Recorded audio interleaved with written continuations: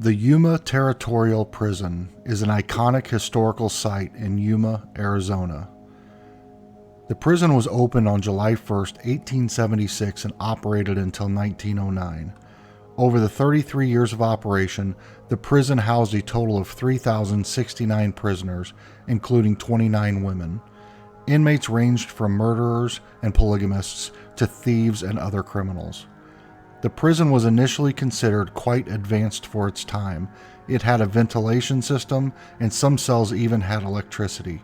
The institution included a hospital, a mess hall, and an impressive library.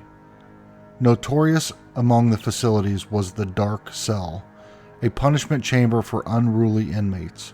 Prisoners in the dark cell endured 24-hour darkness and were shackled to the ground. Due to overcrowding and the deteriorating condition of the prison, it was closed in 1909. Inmates were transferred to a new prison in Florence, Arizona. From 1910 to 1914, Yuma Union High School classes were held at the former prison, earning it the nickname the criminal class. During the Great Depression, many homeless and displaced families took up residence at the former prison site. In the late 1920s and 1930s, parts of the prison were dismantled to salvage building materials, especially for the construction of the ocean-to-ocean bridge. The Yuma Territorial Prison is a state historic park. Many of its original structures, including cells, the main gate, and the guard tower, remain intact. It's a popular tourist attraction that offers a glimpse into the lives of 19th century inmates in the Wild West. The museum and exhibits provide educational information about the prisoners, the prison's operations, and its significance in Arizona history. Throughout the years, the prison has also been the subject of numerous legends, ghost stories, and featured in films, making it a unique blend of historical fact and folklore in the American Southwest.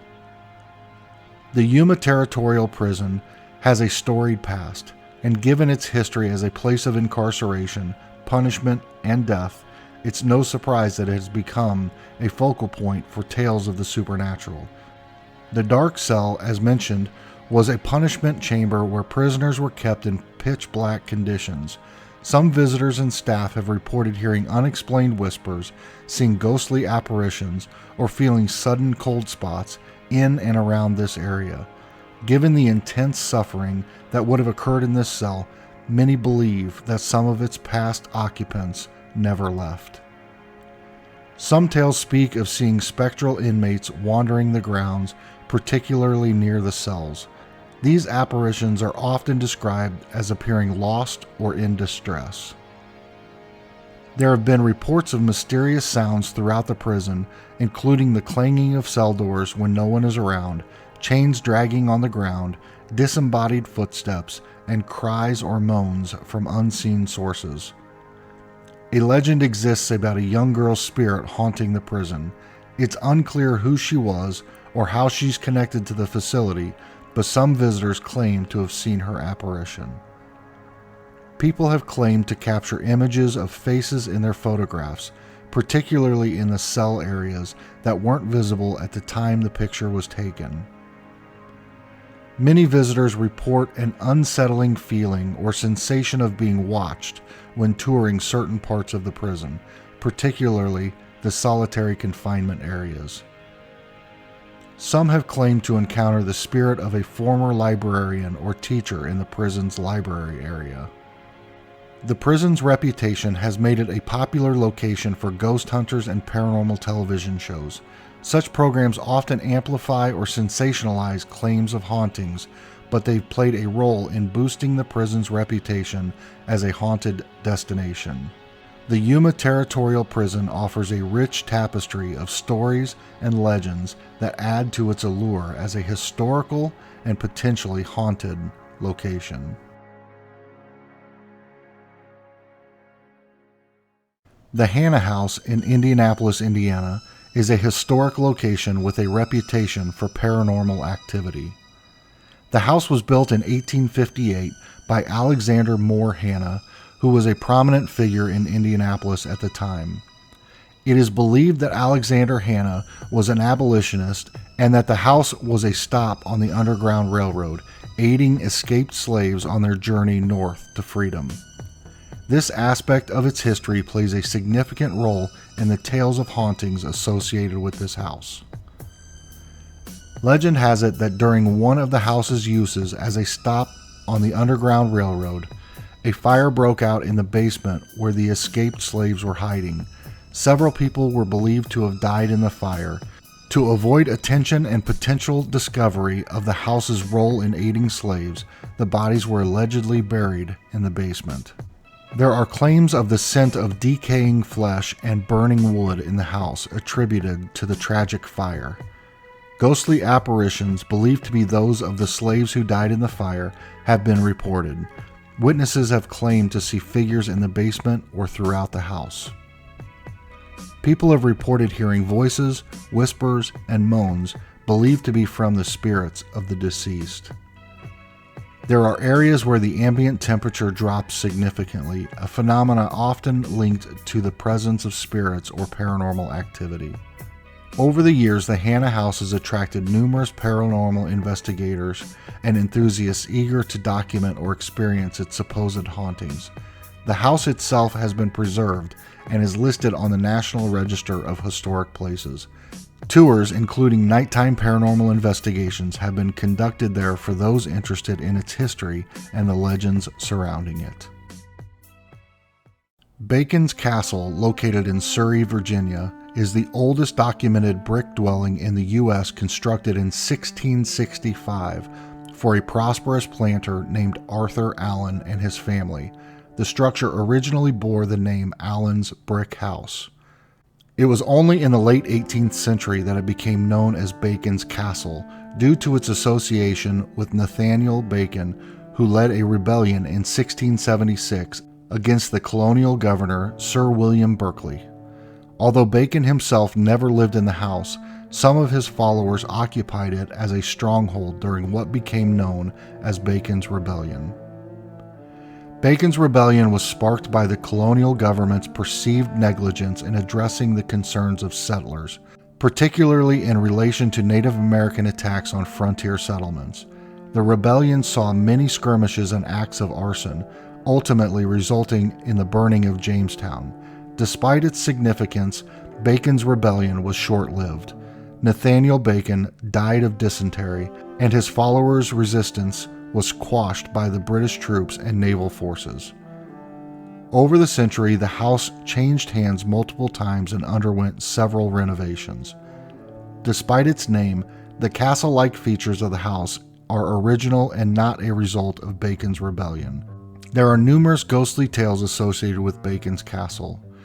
Some stories suggest that during the Revolutionary War, the house was occupied by British troops. It is believed by some that the ghosts of these soldiers still roam the grounds, with reports of footsteps and sightings of apparitions in red coats. A frequently cited tale is that of the Lady in White.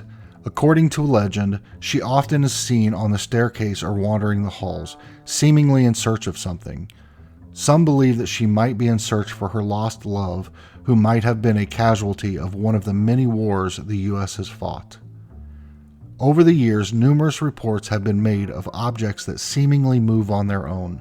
Doors are said to open and close without any human intervention, and there are stories of items disappearing only to reappear in unexpected places. There are accounts of strange lights moving around the property, especially in the old barn. Some visitors and locals have reported hearing the sounds of horse-drawn carriages approaching the house, only to find no physical evidence of their presence. Many who've worked or stayed at Bacon's Castle have their own personal experiences and tales to share. Whether you're a believer in the paranormal or just a lover of history, Bacon's Castle offers a rich tapestry of stories that span the early days of America to the present.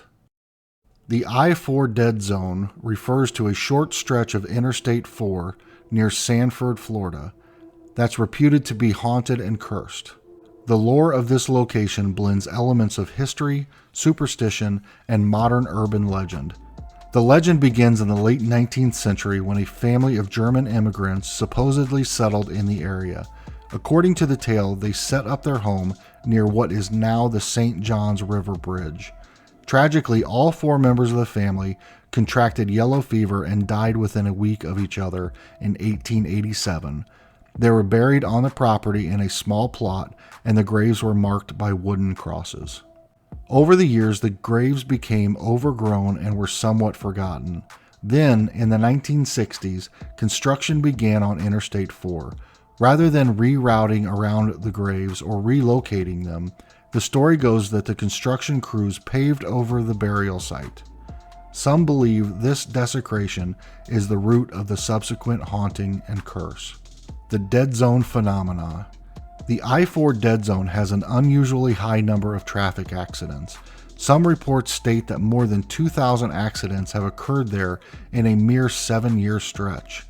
While there could be logical reasons for the high accident rate, such as poor drainage leading to wet and slippery conditions, many attribute accidents to supernatural causes linked to the disturbed graves.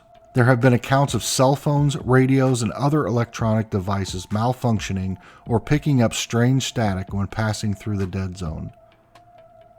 Some travelers have reported seeing ghostly apparitions on the highway. Descriptions range from shadowy figures to phantom hitchhikers who vanish upon being approached. Adding another layer to the lore, on September 11, 1960, Hurricane Donna carved the path straight through Florida. Interestingly, its eye went directly over the gravesite on the very day that construction began on this stretch of I-4. Some take this as a sign of the disturbed spirit's unrest. Natural explanations can account for many of the phenomena, but the tales certainly add an air of mystery to this otherwise ordinary stretch of interstate.